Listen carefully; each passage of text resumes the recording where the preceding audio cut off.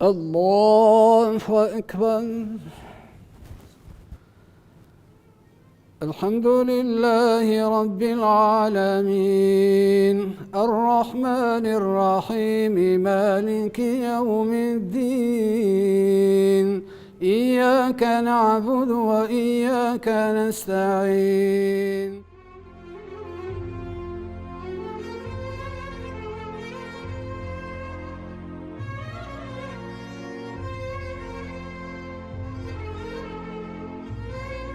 Bismillahirrahmanirrahim, wa bihi nasta'in, wa salatu wa salamu ala rasulina Muhammad wa ala alihi wa sahbihi sallim. Vëllezër dhe motra të nderuara, assalamu alaikum wa rahmatullahi wa barakatuh. Ne jemi në muajin e madhëshëm Ramazanit. Muaji i madhëshëm Ramazanit është muaji ose ibadeti kulminant që Allahu xhalla shanu na ka bën nasib që ne me kalune për të. Meqense është i tillë sikurse që thot pejgamberi alayhi salatu wassalam, ai i cili e agjeron muajin e Ramazanit me përkushtim, me iman të plot dhe me bindje në shpërblimet e Allahut Rabbul Alamin, thot e ka fitu ose është amnistu për gjitha gjunaheve edhe lëshimeve që i ka bërë gjatë jetës së tij. Prandaj në këtë ibadet kaq të madh, në këtë ibadet kaq kulminant, pejgamberi alayhi salatu wassalam ne ka trasu edhe traditën e faleve edhe namazeve tjera, në veçanti namazi i taravive. Namazi i taravive është namaz i cili falet mas namazit të jacis ditëve të Ramazanit, namaz sunet të cilin e ka praktikuar në fillimet pejgamberi alayhi salatu wassalam, i cili e ka praktikuar vetëm edhe me xhamat disa kohë, mirë po prej frikës se mos po bëhet obligim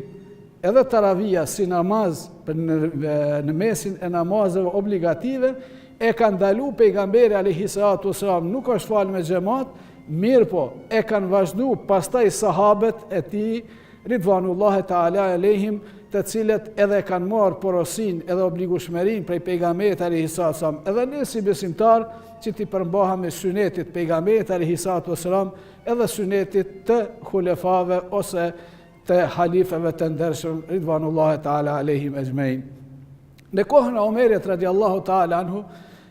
sahabët kishin fillu të faleshin, edhe në xhamin e pejgamberit alayhi salatu wassalam kishin fillu të shfaqeshin grupe të cilët faleshin veç e veç. Atëherë Omeri radiallahu ta'ala anhu i bashkoi të gjithë ato grupe edhe ju vuri përpara një imam i cili i fali taravit ashtu sikurse i kishte fal edhe kishte praktiku pejgamberi alayhi salatu wassalam.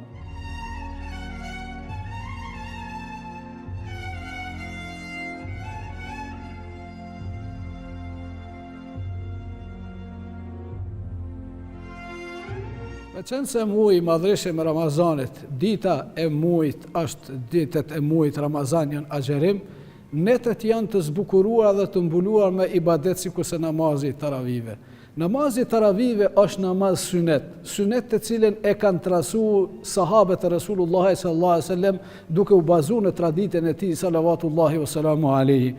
Kur themi sunet, nënkuptojmë se nuk është namaz obligativ, mirë po, është namaz tepër i vlefshëm, sepse jemi në muajin më të vlefshëm, jemi në muajin më kulminant ose në ibadetin më kulminant, sikurse na ka mësuar Rasulullahi sallallahu alaihi wasallam. Shpesh herë është bisedu në mesin në qarqe të ndryshme të muslimanëve. Qofshin reqatet të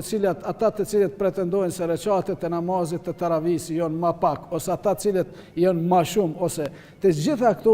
gjitha këto mbërthehen edhe ngërthehen në sunetin e Rasulullahi sallallahu alaihi wasallam, sepse shumica e haditheve ngriten deri te Rasulullahi sallallahu alaihi wasallam. Mirë po, e kemi një çështje që na ka tërheq vërejtjen e Rasulullahi sallallahu alaihi wasallam në sunet i madh, i cili është suneti i pakontestueshëm i taravis. Cili është ai sunet? Thot pejgamberi alayhi salatu wasalam, ai i cili hyn në namaz me imamin,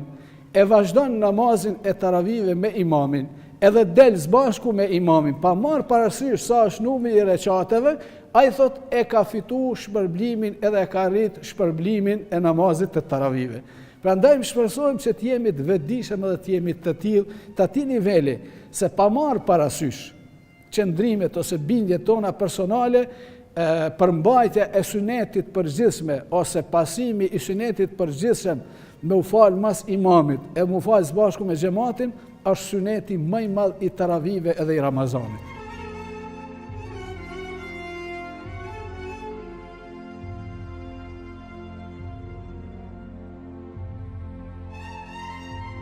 Vëllezër e motra, me qenë se jemi në këtë muaj të madhërisëm, muaj i vlerave, muaj i dobive, muaj i rahmetit, muaj i bereqetit, është e rrugë dhe është tepër logjikshme se çdo moment që e kalojmë,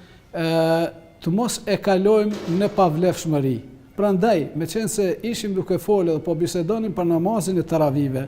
porosia ime e parë ishte porosia Rasulullahi sallallahu alaihi wasallam, që ti përmbajmë sunetit ti, ti përmbahemi imamit edhe xhamatit, nëse dëshirojmë të arrijmë shpërblimin komplet të taravisë dhe të namazit të taravive. Mirë, po porosia tjetër, e cila shumë e vlefshme, shumë e dobishme, edhe një gabim i madh të cilën të gjithë ne e bëjmë kur ne zgjedhim xhami ose imam të cilët falen më shpejt. Përndryshe do të kishte qenë e drejtë, e vërtet, e lavdueshme, e logjikshme, e pranueshme në këtë muaj që të zgjidhen imamet edhe të imamet të zgjedhin që namazin e taravive, pa marrë parasysh zgjatjen edhe numrin e rekateve, ta falin ashtu si duhet duke i plotësuar të gjitha normat e një namazit zakonshëm, sepse namaz, kur thesh namazit zakonshme, koha është e jashtëzakonshme, është muaji i madhëshëm i Ramazanit, është muaj me cilën na shpresojmë që në ditën e të Bajramit dalim të pastër prej gjunaheve edhe prej shimeve, sikurse atë ditë që na kanë lidhur nanat tona,